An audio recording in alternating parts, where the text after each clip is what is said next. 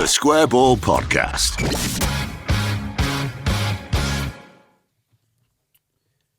Hello, welcome to the show. It's brought to you in association with Levi Solicitors, who will offer you a 10% discount on your legal fees.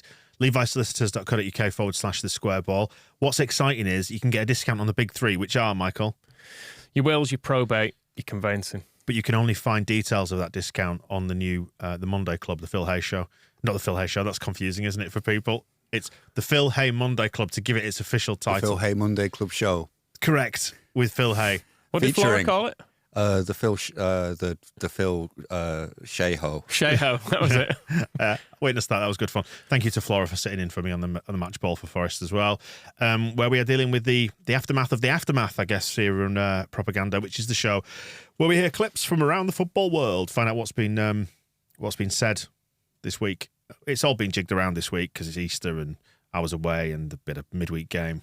The eggs have confused everything. Quite uncouth, isn't it, the old midweek football? Well, I was just on my phone now because we're kind of self-employed.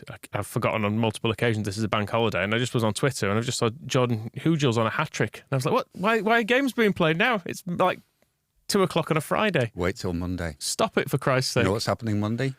I mean, it is for Christ's sake as well, because it's Easter. Yeah. So, not more championship games. Another full programme of championship games. It's how they've done it this year. Is Give it a Good rest, Friday lads. and Easter Monday. we must Champo. never go back. Good job we're not involving ourselves with all that. No, we're well clear of it. Well, we are now, thanks to this week's midweek shenanigans. I'm fully in favour of midweek games if we win them like that and Luis Sinisterra scores sexy goals. Sexy football, yeah, it was good, wasn't it? I managed to watch it on the visual radio from my base at my lair in Derbyshire. Did you have Paul Robinson then? Yes. Because a lot of people didn't appreciate his commentary. No. He was slagging off Junior Firpo. He just made things up as well. He was just saying things that I think were in his head that bore no resemblance to reality. Fair enough. Which is often the case. Right, so where are we starting then, Michael? Do we want to get in? Because we won and everyone's happy now. Yeah, we'll start on the Leeds fans. What's that noise, Michael? I'm just having a drink. What are you having a drink of there for the benefit of anybody who's not on the video version? I've got some. I suppose I've got some stacked in front of me as well, haven't I? I didn't notice that for the video. That's yeah. Now I'm having a boost. Absolutely shameless. Just having a nice sugar-free boost. No, don't knock them over, please. No, there's expensive equipment around. No, and plus I'm gonna have another one in a bit, so I don't want it fizzing up. You're not planning to sleep for the Easter weekend, or? Drink Boost, everyone. You want to... Hang on a second, right? Before we get into this and play on the clip. Yeah. Why are you doing this? Actually, I know why you're doing it. I can tell exactly why you're doing it. Just because I want to fancy the Boost. And you seem to have a stack of 6 cans of it in front of you. Yeah, maybe I do. So what? the seventh in your hand. Either that or they sent me some freebies. It's up to you to be the judge. Don't you find him embarrassing, Moscow? Yeah, I'm really intrigued because if you're going to advertise them, you need to make sure, is the selling point like a really strong, sturdy can? Like, how hard can you throw them and they'll still survive? Is that something we should test now? I thought you were going to suggest smashing it on my head in the way. I mean, that could be another... I think that's what who's the wrestler that did that? All of them at some point. I think they've all had a can of different drinks smashed off of their faces. It's the sugar-free one anyway. Mm-hmm.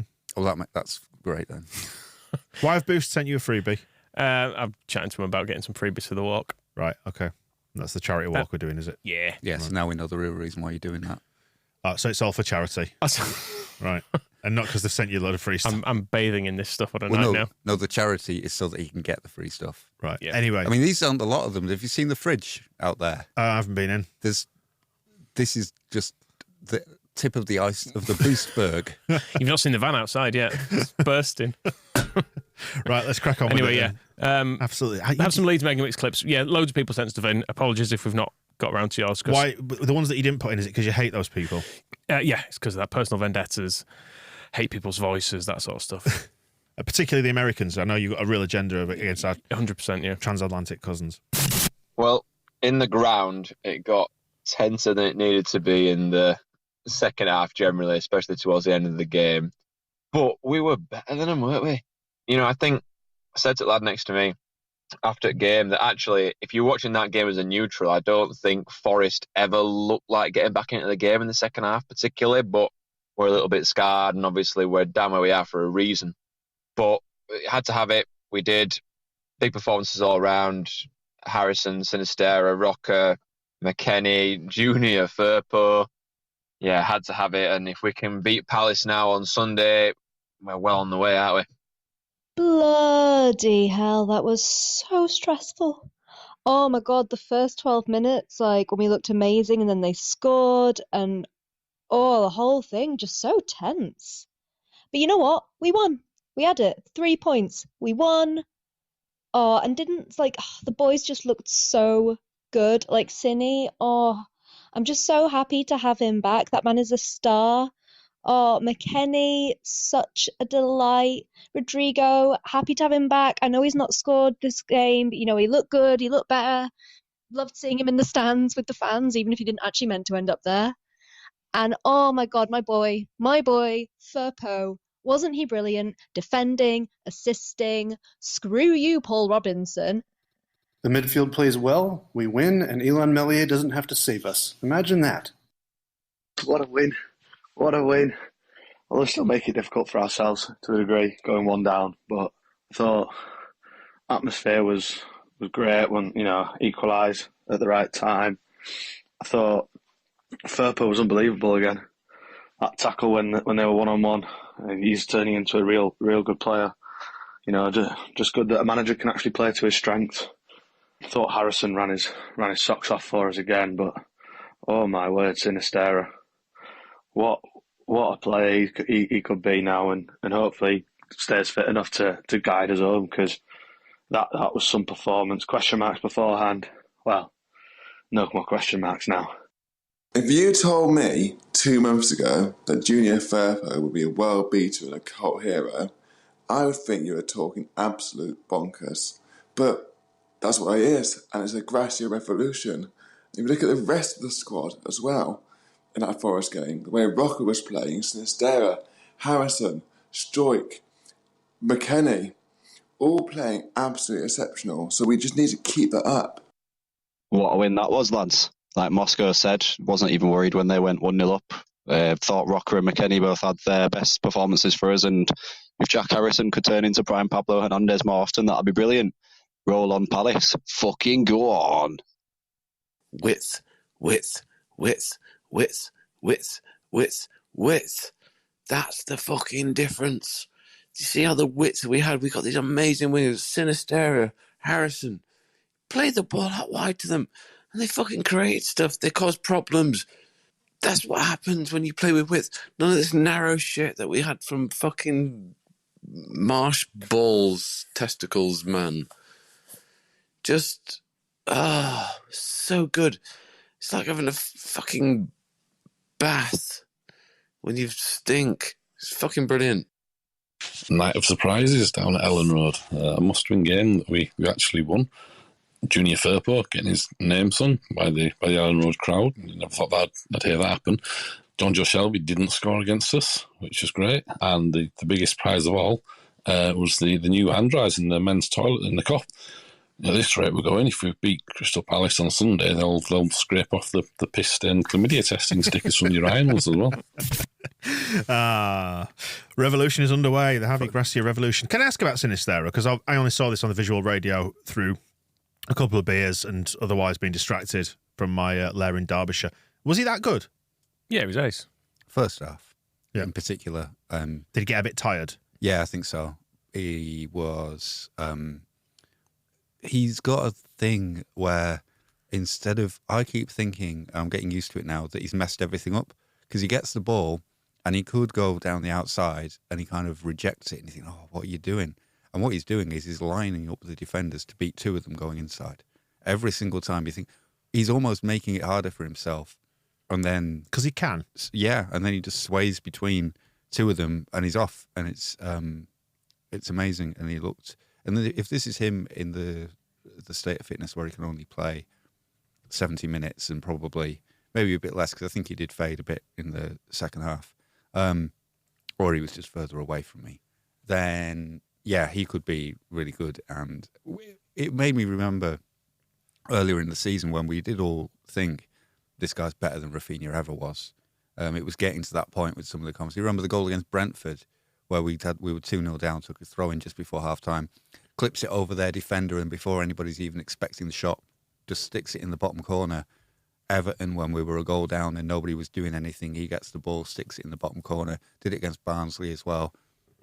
Just he's got the thing of being incredibly skillful, incredibly exciting to watch, and incredibly effective. And that was the other thing against Forest, is we needed that second goal because we only scored 2. They got 1, I noticed that. Yep, they'd already scored 1. We had 1. And we didn't, I think, if there is criticism of how we played against Forest, it's that we weren't clinical. You know, Bamford had the chance in the penalty area when he was on his own, and we didn't make too many other clear-cut chances. Forest were attacking more in the second half, trying to get back into it, but we needed probably, who knows what would have happened if he hadn't scored it. But Sinisterra doesn't worry about those sorts of things, it seems to me. He just gets the ball and just scores. It's like, great, keep doing that. I like that. That's a good idea. I mean, what would you advise somebody to do who was an attacking player in football? Yeah, do that. Just do what he did. Pick it up, run with it, beat someone, put it in the corner. Right. Yeah, very good. I'm going to use this opportunity to highlight a listener's comments, if you'd like. Stitch him up, really, truth be told. Go on then. After Arsenal, I'm not doing heroes and villains as in the normal format and everything this week because of it, Easter Bunny.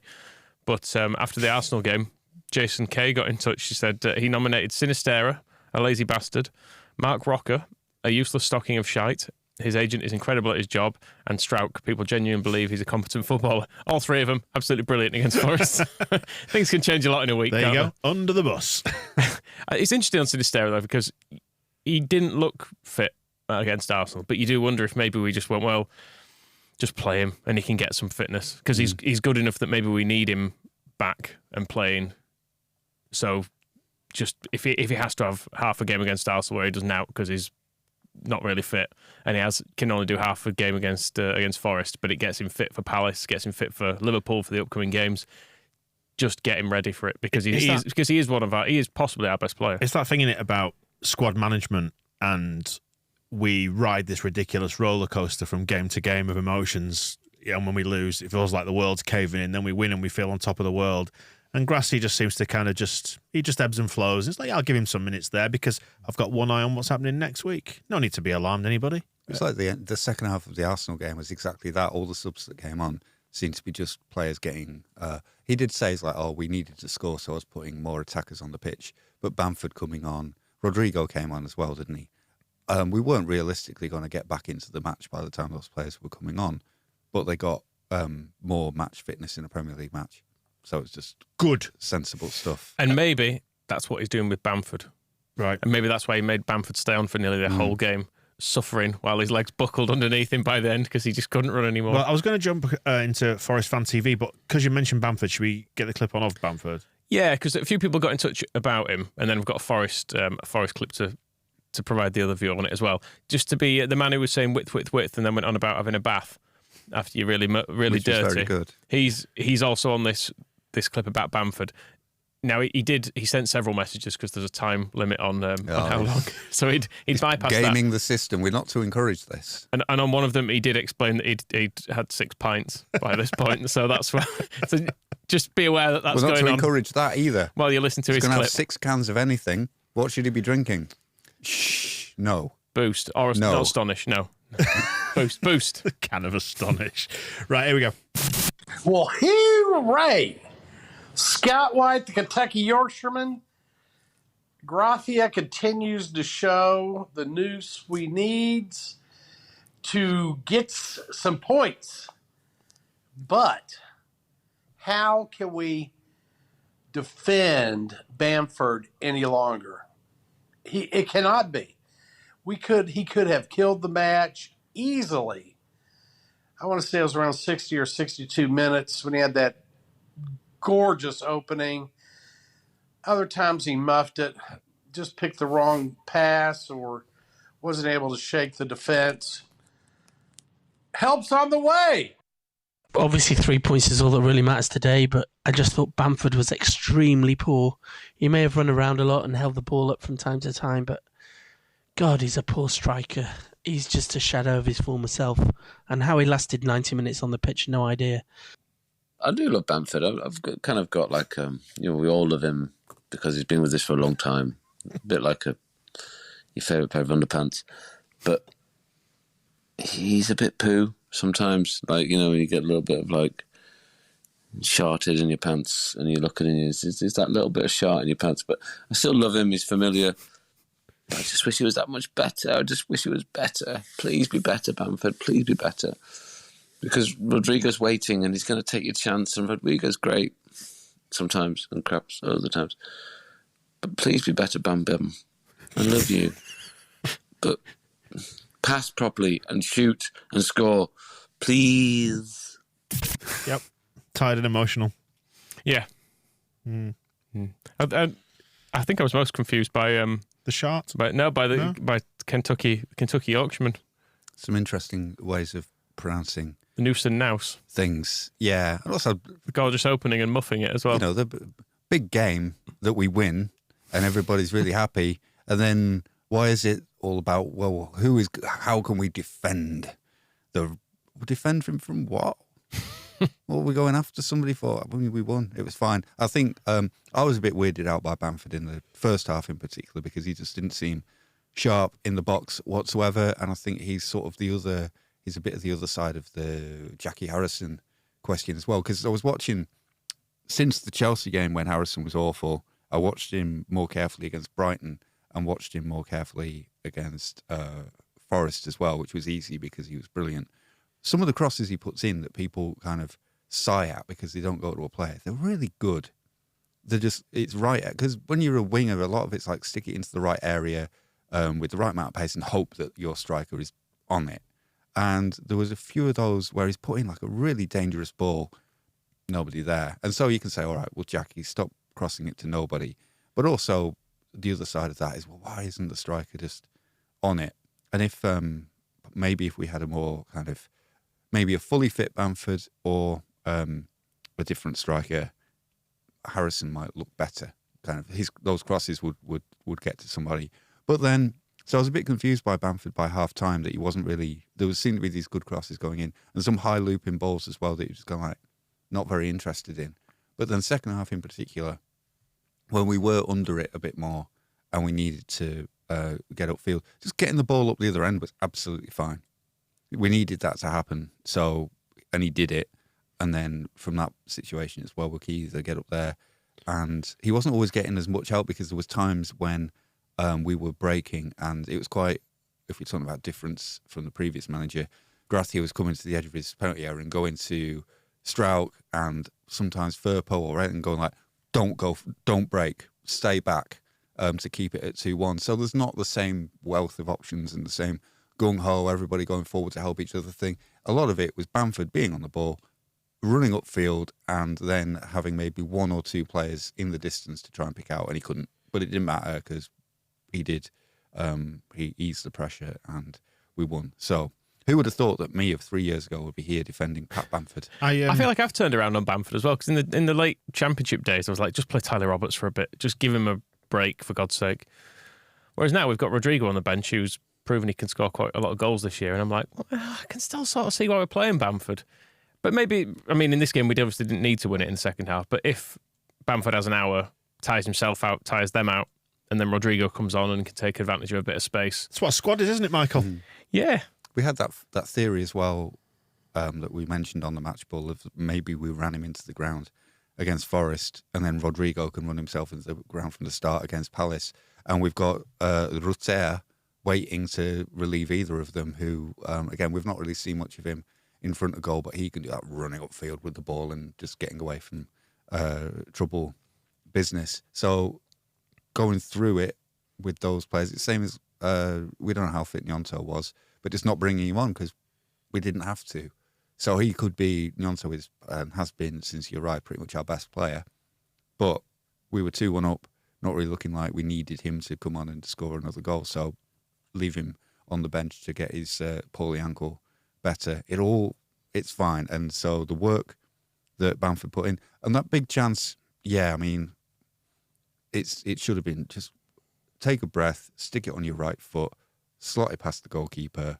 It's 3-1, everything's happy. He snatched at it with his favoured left foot, tried to take it too quickly, wasn't expecting it to come, made the wrong decision. We'll move on. It doesn't mean he's a terrible player or that we have to particularly find somebody That's the thing, going looking for trouble. Find somebody who will defend this man. We don't have to scapegoat somebody every time, do we? I mean, what I was going to say about Bamford, two things. First thing is, going back to the Bamford of 3 years ago, he's since banked a lot of credit with us because he was part of the team that got us promoted. He then came up and scored a lot of goals in the Premier League that kept us in there and helped us towards a 9th place finish. So he's banked a lot of credit, so we can all step back a little bit from Patrick Bamford. We've also seen an extended period without him in the team as well. And there's the work rate. And generally speaking, it was not good. So well, I was going to say that what we were saying there, the work rate banks him a lot of credit as well, even if his finishing does let him down. The second point I was going to say was, I do wonder if he's a little bit just in his own head quite a lot, Bamford. And there's the added thing about playing against Forest, who's his childhood club, the club he supports. When that ball breaks to him in the area, he's got Stern John in his ear. Yeah, he's thinking, this is my chance to bank a goal against Forest, which is what I want more than anything else. And actually, you've seen him, he's at his best when he's being instinctive and not thinking. And he is prone to missing quite a lot of chances, but, But he's always seen, he's been quite hard. Since he's been here, 2 broken knees in his first season, but then tried to replace him with Nketiah. There was the big Ryan Edmondson should be in the team instead of him. There was Tyler Roberts, Rodrigo, Jean-Kevin Augustin. Who? Yeah, exactly. Although he's scoring again in Switzerland. And who else? He's seen off a lot of players. Gelhardt is out on loan. I mean, Rodrigo, to an extent, who was getting put in at 10 instead of that. Rutter's come for 30 million, and we're still like, Bamford's the main striker. And he does, he's missed when he doesn't play. And then even, there's an element of Harrison to this as well. It's that, like, the credit for the things that they do right does not necessarily get them as far as it should. No. Hey, I'm interested, let's say this from Garibaldi Red then, Forest fan channel, who have a view on Bamford as well, and maybe to see it from the outside. I think the manner in which Leeds set up with Patrick Bamford as an out-and-out 9, I was really impressed by his hold-up play yesterday.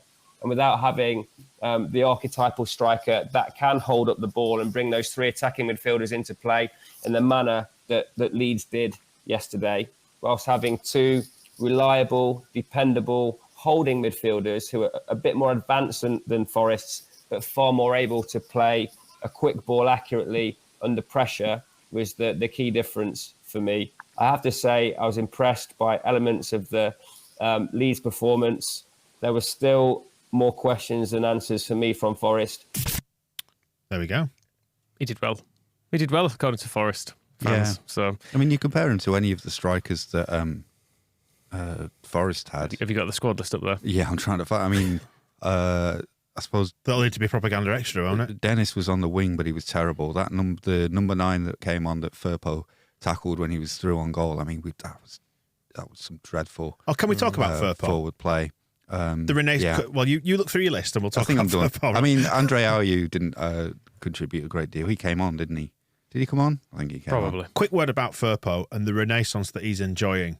I mean, let's face it, nobody saw this coming, did they? It looked like a complete busted flush. Yeah.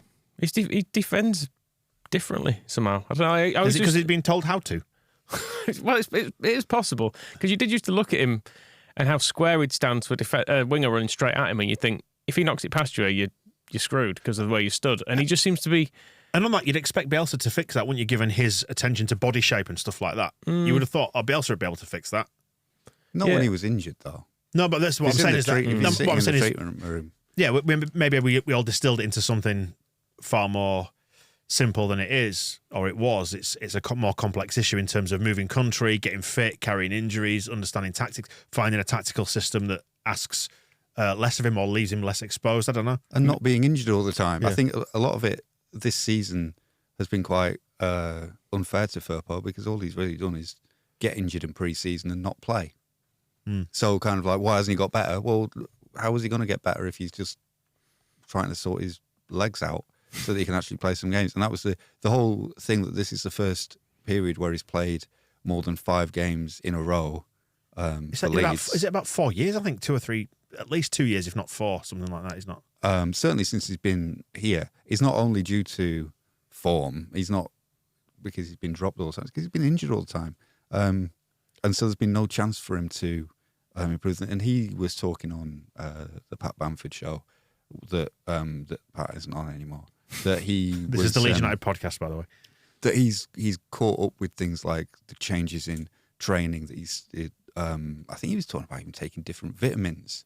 That he's just found the things that he never needed to do when he was playing in Spain.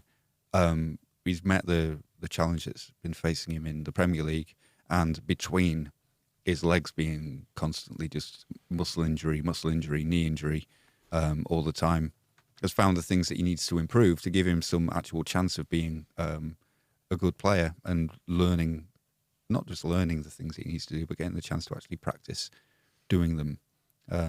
So I think it's just taken longer than we would have liked for it to fall into place. But the nature of football these days is that we want everything yesterday as well, don't we? Yeah. So we're all probably guilty of that to an extent. But I don't think it's unrealistic though to expect that he would have played well within the first 18 months. Yeah, no, absolutely, no, fair enough. Which he never did. But as you say, so. you can't legislate for being constantly injured. It's a frustration that fans blame players for. So why is it? Well, he's constantly knackered. We've signed a croc, and that's the default sort of position on it, isn't it? And you do think as well how long the sort of the takeoff period can be for a player. How long did it take before Berardi was regarded as a good Leeds player? His first 2 seasons, at least, people used to cringe when he came on the pitch because we were waiting for him to just take a booking or murder somebody or do something stupid.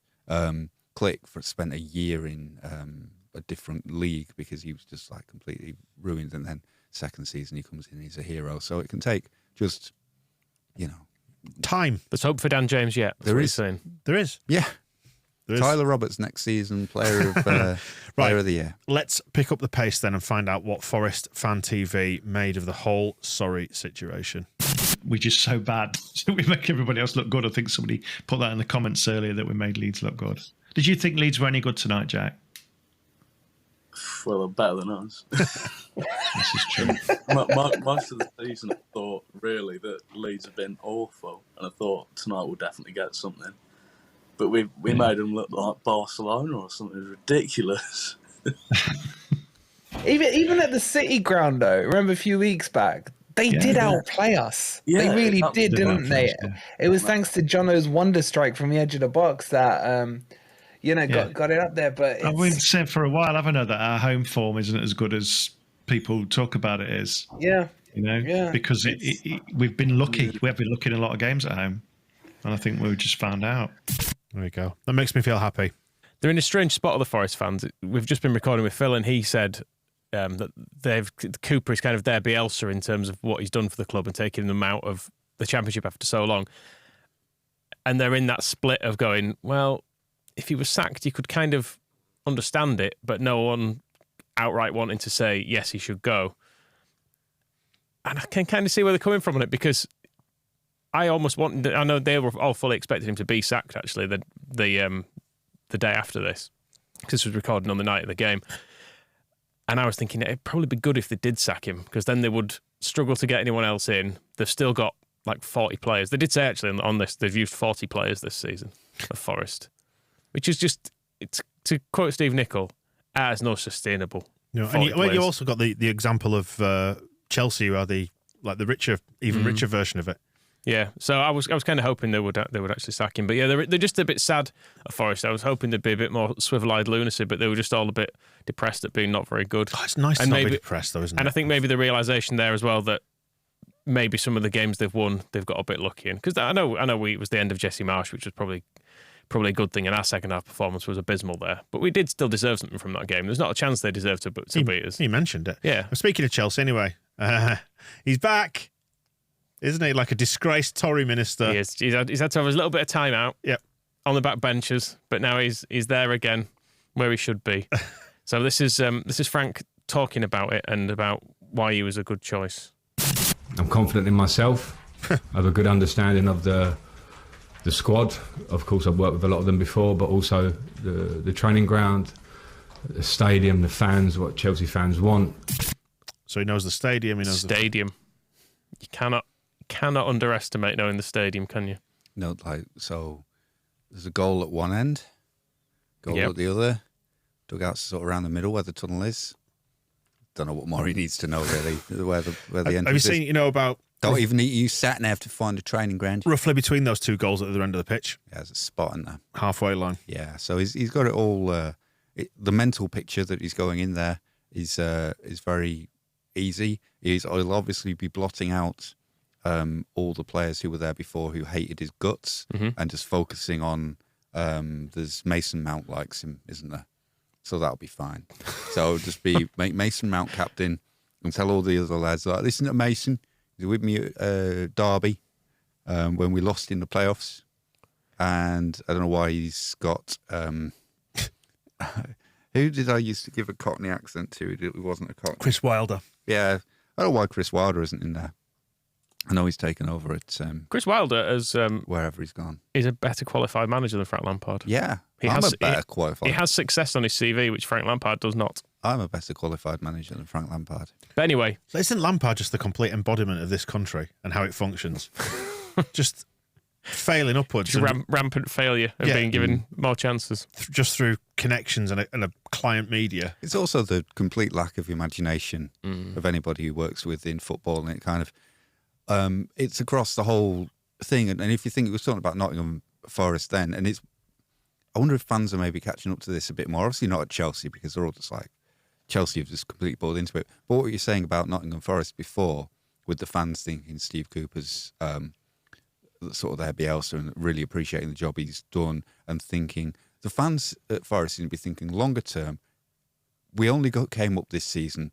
This guy took over as manager when we were bottom of the Championship, took us up completely unexpectedly. We don't really expect to be in the Premier League in the first place. So if we go back down, keep this manager who is obviously very highly regarded, very capable, has done a brilliant job. We all really like him. And then we can sort of have a season in the Championship with all the parachute payments that come up, bring us back up again properly and do it.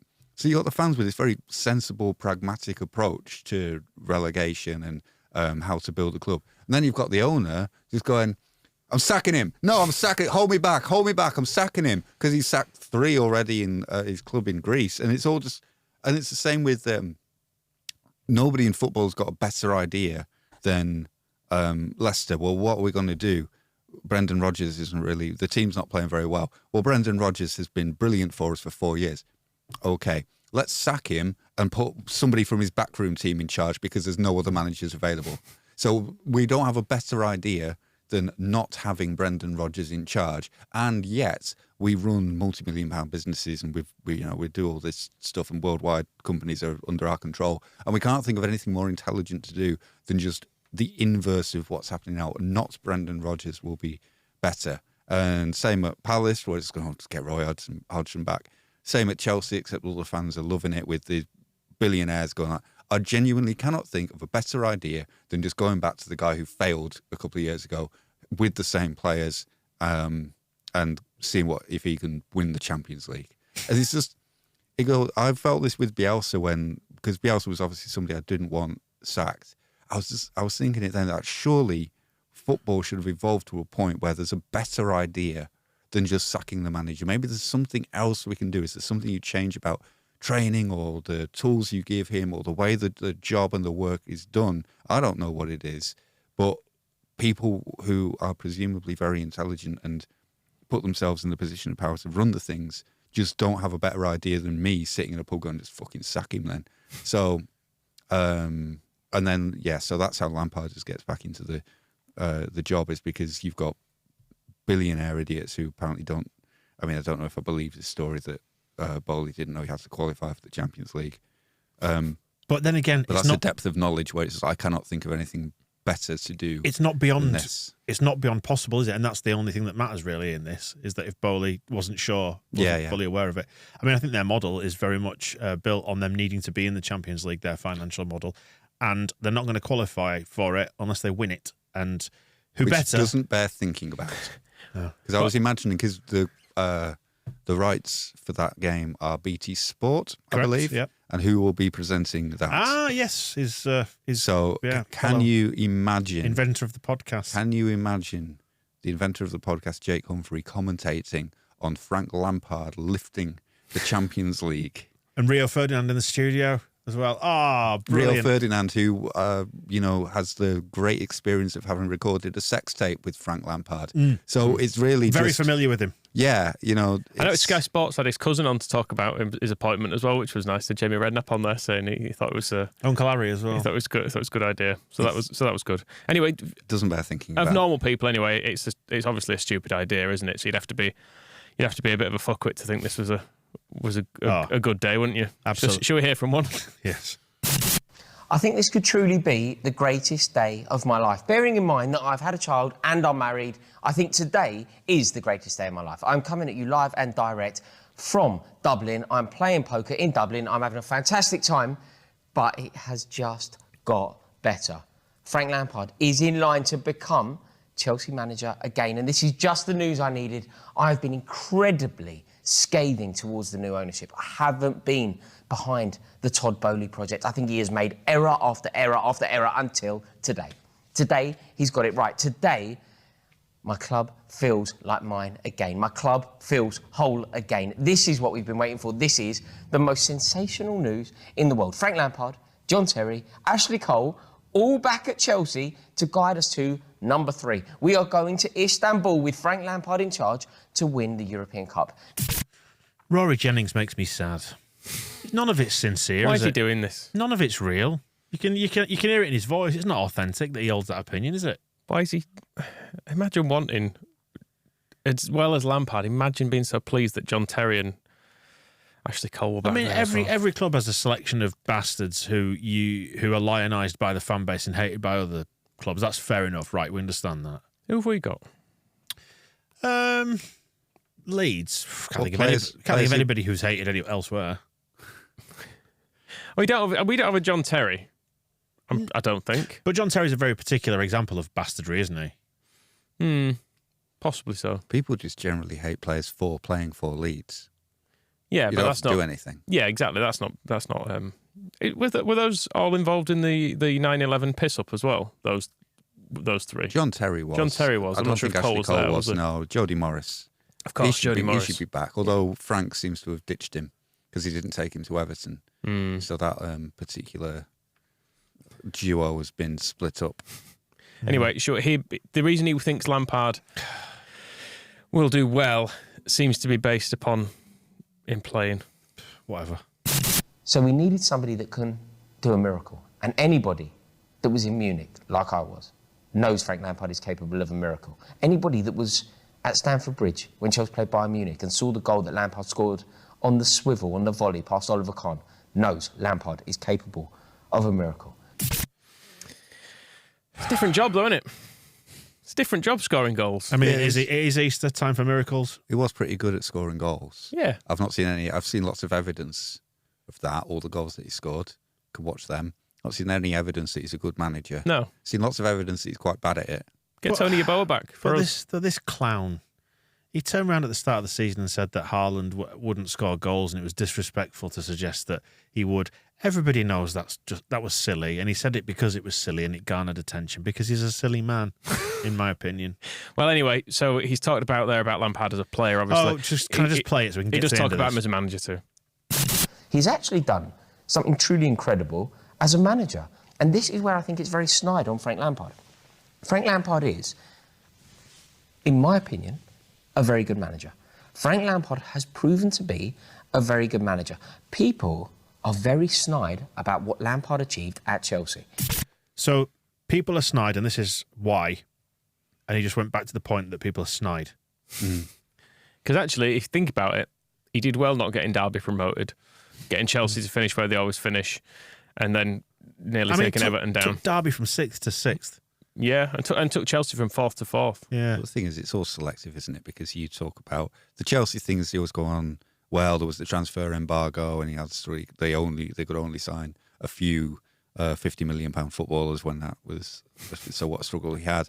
And then Everton is, you ignore what happened this season and you just go on about, nobody could have saved that club last season. He kept them in the Premier League, and he was always the things that were going on behind the scenes were no manager would be able to defeat them apart from possibly Sean Dyche. So that's how it works. Is it's very selective. Derby was his training wheels. You couldn't expect him to do any better than he did at Derby. And then Chelsea is, if you ignore the bad parts, he did very well. Mm-hmm. And at Everton, if you ignore the bad stuff, he did brilliantly. He saved the club. So that's how it works. Can I make a prediction? Chelsea currently 11th in the table at the time of recording on 39 points. I think he'll take him from 11th to 11th. And it'll be lauded as a success because people will say he stabilised them as they needed to be stabilised because under Graham Potter, they were only going one way. The thing is, he probably will do marginally better than Graham Potter. But that's not saying much because the players obviously have known for a while that Potter isn't going to be there long term and have down tools and can't be asked. And there's loads of them anyway, so who cares? We're just all having a nice party. But the good thing isn't his first game is Real Madrid, isn't it? I don't know. Does he have a league game first? I don't know. Well, this is great research, isn't it? I suspect they've got a league game first. We're doing great. Well, he's got Chelsea play at Wolves at the weekend. That's it. So hopefully he does win that one. And then after that, he's got to be off to. Basically, what I'm getting to is I really hope that Real Madrid Benzema dicks him. Just 6-0. Yeah, so it's obviously Frank Lampard has essentially won the Champions League before as a manager, hasn't he? Because remember when he got sacked in Tuchel when he couldn't do anything with that team because it was inexperienced and too many young players, too many new players that season was the thing, wasn't it? So no one could do anything with it apart from Tuchel, who did come in and win the Champions League. Just came in and just won it like that, like straight away. Yeah, I'm going to make my predictions now. So they play Wolves on Saturday. I think they will beat Wolves, and everyone will be saying what a great manager Frank Lampard is. Then they go to Real Madrid on the midweek. I think they'll lose 7-0 there. Okay. And then the whole thing of we brought him in to qualify for the Champions League by winning it. Done. Over. Finished. Then they're at home to Graham Potter's old boys, Brighton. I think they lose that just for the whole... Potter can be proud of it. De Zerbi masterclass. And I hope De Zerbi... when it's 4-0, whips off his shirt and reveals a "This is for you, Graham" T-shirt, and it's like bonding. And then it's and then Real Madrid come for the second leg. But by that point, so they'll do the second leg. It'll be 3 or 4-0. Yeah, and then Lampard's. I think you just fire him at that point because Dennis Wise to the end of the season. Yeah, because there's no point in really persisting from there on. It's done. Do you think that might be a real low point in Chelsea's? In Rory's Chelsea supporting? Well, it's a heartbreaking tale, actually, is this. So I've put it in. It might upset a few people, but this is him. Do we need some sad music? Is it Our Tune, the old radio feature? Do we need to play that underneath it? Yeah, it's him talking about his low point as a Chelsea fan. Well, the low point is this season, but his previous one, which is... Oh, is it going to be heart-wrenching? It's dark. All right. Parental advisory? Well, just get the tissues at the ready. The disparity between fans, between players, between ownership, between everybody involved with the club has never been greater. I truly believe that this is as bad as it has ever been at Chelsea. I remember going to Chelsea with Rafael Benitez as our manager. I remember Sean Wright-Phillips scoring a winner at Stamford Bridge in front of the shed end for Queen's Park Rangers. I felt like that was the lowest moment I was ever going to have as a Chelsea fan. I felt like that was it. And this year, with Graham Potter in charge, losing at home to Southampton, the club just feeling in total disarray. I didn't think it could get any lower, but it did. But now we've resurrected. I mean, that game he's talking about there. Yep. I looked it up. Sounded bad, didn't it? Sean Wright-Phillips obviously played for him. I could hear the emotion in his voice, that real sincere... It's coming back. It was in the 2012-13 season, a season in which they were holders of the European Cup. Yep. This is the lowest point ever. So they were they were officially the best team in Europe. Yes, they'd won that. They'd won that the year before, and Di Matteo had come in and won that. So they were holders of the Champions League. They went into that game against QPR at home. You'd think probably not won in months, but no, they'd won 4 in a row. But going into that one, they were third in the league. They got to the FA Cup and League Cup semi-final that year, and they won the Europa League. Low point. Absolutely awful season. Yeah, and it's not even, that's not a generational thing. It's not like, because I can remember Chelsea, they used to be properly shit. Yeah. In fact, it was before my time, actually, when they were in the second division, and that Tony Dorigo was trying to bring them up again, and Ken Bates was running, like Stamford Bridge, just had those cars parked behind one goal, and they were pretty mundane throughout the the 90s. But it's not even about not being old enough to remember that. It's about being so lacking empathy to the extent that you cannot imagine anything worse than that situation ever happening to you. And he really is somebody who just needs he needs some hard times, this boy, doesn't he? He needs to really discover what real hardship like Wolves is about. Like, yeah, maybe he could. I mean, they're on the end of the conspiracy and get down to Molineux in Division 4 in the mid-90s after Steve Bullard retired and all hope is lost. And the ground is basically got one stand open and the rest of it's just grassy hills. See how he would cope then, and also having to exist in Wolverhampton.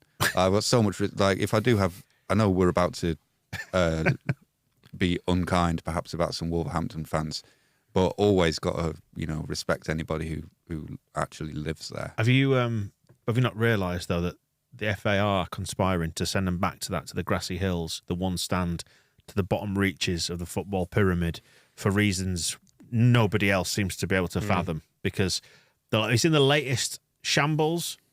You can't even spit in a man's face anymore. Let's let Dazzling Dave break the news. Oh, okay. So, hey, everyone. Really sad to be bringing you some breaking news tonight on the channel, and that is that Wolves forward Daniel Pedence has been charged by the Football Association for spitting at Nottingham Forest's Johnson. Did I edit that so it was spitting at their Johnson? Yes, I did. Good lad. Also, I have questions. I chopped it off there just so it was chopped off the Johnson. You went all Lorena Bobbitt even. This is maybe a side point as well. But was he really breaking that news? No. I think it was probably FA statement that had been put out. Yeah, that's what it was reading. Breaking news. Yeah. Bless. I like Dazzling Dave. Let's not be mean to him. I know. I like how sad news, I'm afraid. Sad breaking news. The passing of nobody knows this the dog has unfortunately passed away. But no, it was somebody spit the dog. Spit the dog. Very good. Bob Carroll G's reference there. Welcome to our American listeners who've look up. Yeah, get on YouTube. Look up Bob Carroll G's and spit the dog, and you will. Hours of your life. Nothing else. Going to go there. So I was trying to find some reaction to it on video and stuff. Dave was just basically reading the statement out. The other Talking Wolves thing that we had before didn't have any talk of it yet, but I did find some stuff on Twitter. Which was always a good place. Sensible opinions, which was nice. So, should we read some of these out? Well, in a Wolverhampton accent. All right. Just corruption. I'll read this out. I'm not verbatim. I'm not doing this wrong. Yep. Just to be clear. Just corruption at FI down once in league. Simple as that. It's clear and obviously. Wow. Someone else says... Not a fan of punctuation then in Wolverhampton. No. To be honest, I assumed he was mocking them for falling over at the slightest touch.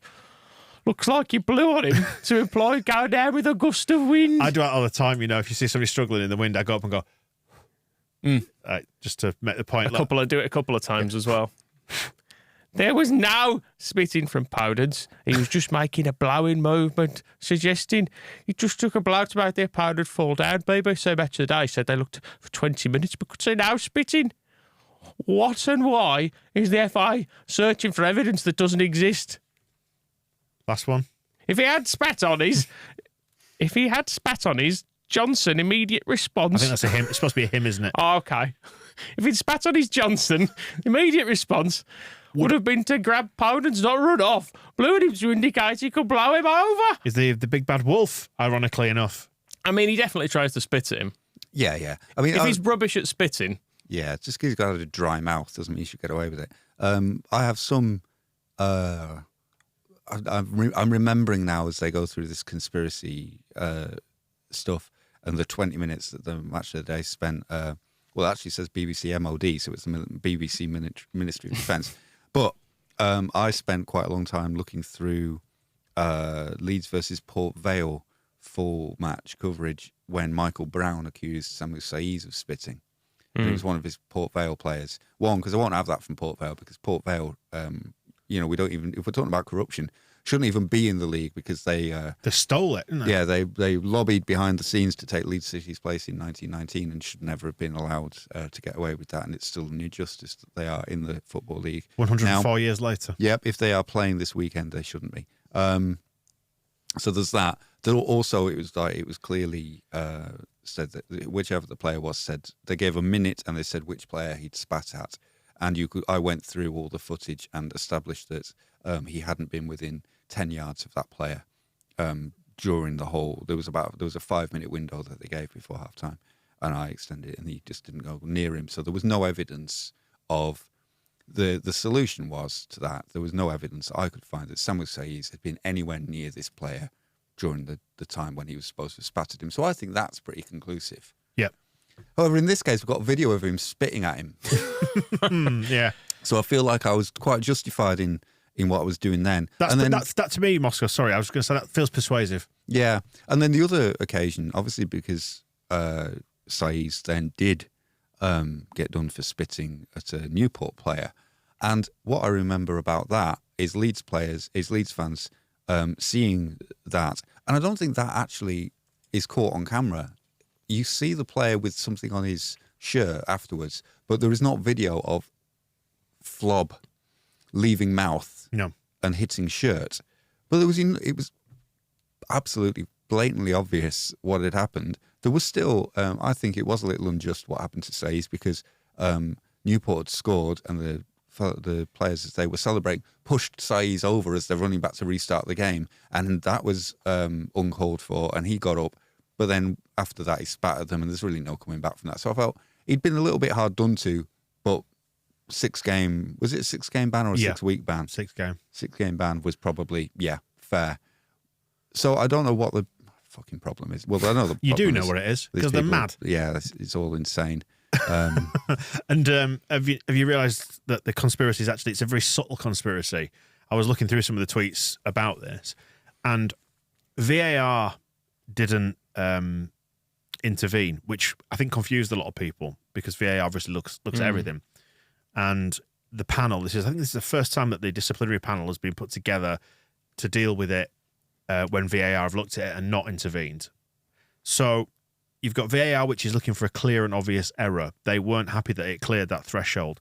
Wolves fans are pointing out that the conviction by the FA disciplinary panel is only on the balance of probabilities, okay, rather than a clear and obvious error. So the bar, the evidence is lower, and they're saying that's why they're doing it. Well, I mean, that sounds like a reasonable way of dealing with it. That's not a conspiracy. That's just dealing with it correctly, of saying, like, we can't... Don't shoot the messenger, champ. Oh, no, absolutely. I'm speaking to the Wolves fans who are not listening. And if they are, fucking grow up. I hope they enjoyed the accents. I don't know if that was Birmingham, Wolves, West Brom. That's a fine way to deal with it, to say, oh, well, we can't really work out what's gone on here to an extent that we're happy to send him off in the game. But we know that a panel can look at it later, so if he needs punishing, he'll be punished later. And Fine. If the conspiracy was really there, they'd have surely sent him off having looked at VAR. But then how far does this conspiracy go back? Has somebody been on at him for weeks, telling him all about, like, oh, you know what the real big thing is is about blowing players over. Everybody's always... Oh, it's always... It's always, whenever a player goes down on a football pitch, you can't move for other players going around going, I could just blow you over. Every single one of them does it. It's all the time. Could it be that I've only seen the footage from one angle as well. Could it be that it's a deep fake, and they're all played by actors, and they've superimposed the faces on afterwards? Yeah, makes you think. Doesn't it? AI in that. I did actually. It'd be easy done. Massive apologies to whoever it was that tweeted this, but I saw it earlier on and laughed. And thought I must remember to say that. Somebody described Wolves fans as the right said Fred of football fans. Should we go from madness to sadness quickly then? Yeah, go on. And some Wolves fans. This is two blokes on the watch along. West Ham losing 5-1 to Newcastle.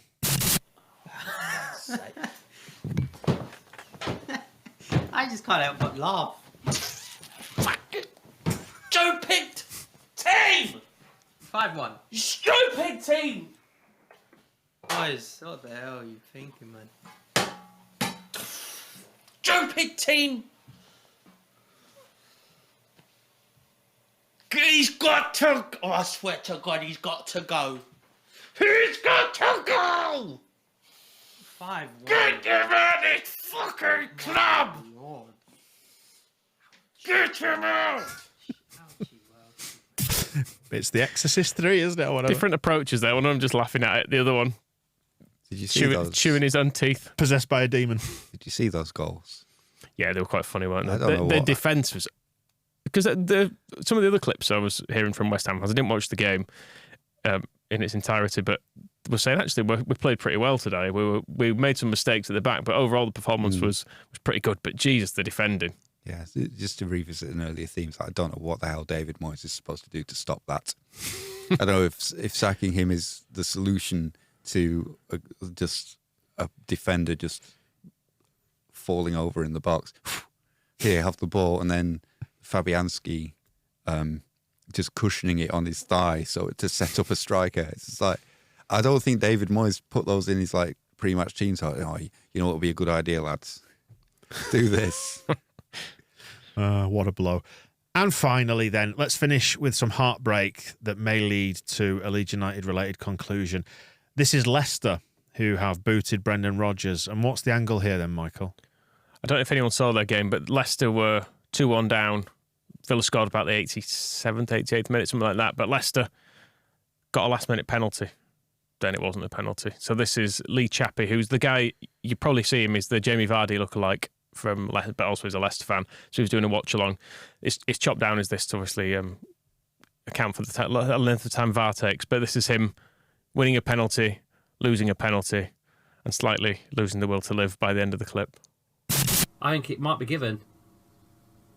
I think they're going to be looking at a pen, you know. That's got to be a pen. That's a pen. That's got to be a pen. That's got to be a pen. I don't know. I don't think he's going to give that. For me, I don't think he's going to give that. My heart's sinking. No one knows. They're still looking. I don't think they're going to give that. And Leicester will lose. Sorry. I wouldn't give that as a pen. It's not a pen.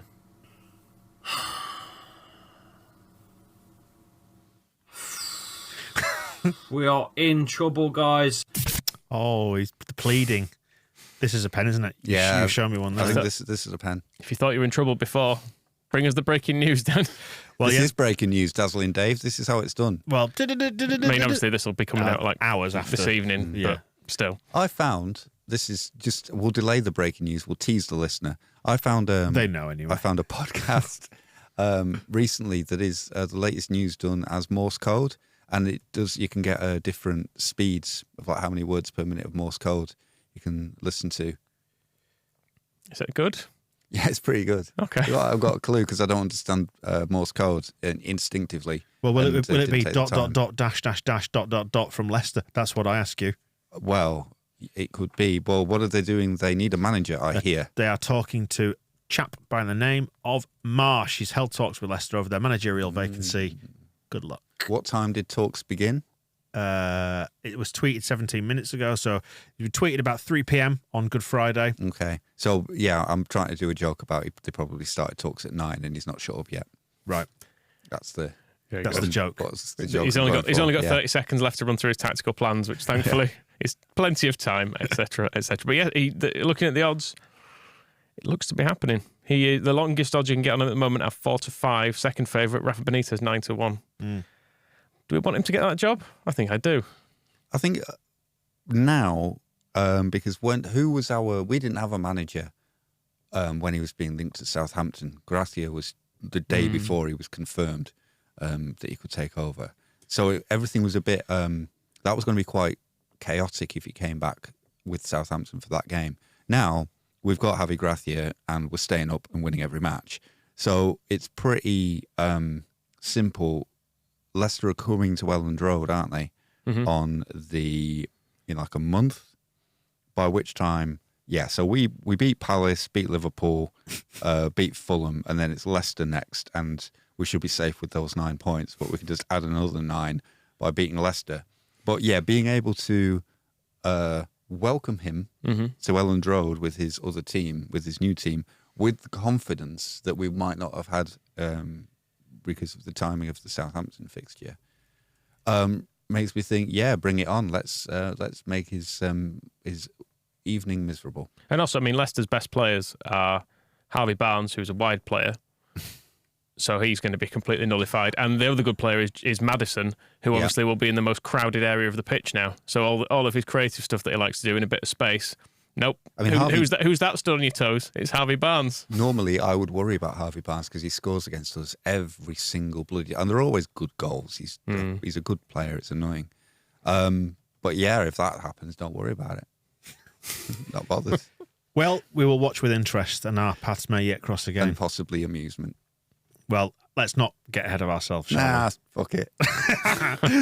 Taking them down. At which comedic high point we will leave propaganda for this time, and we'll have more in the wake of Palace, and hopefully some more misery from beneath us in the table. And we'll be back. What we got this week then? So the Philhay Monday Club with that exclusive offer for Levi's solicitors. Have a look at that in your feed Monday after Palace, and we'll see you soon.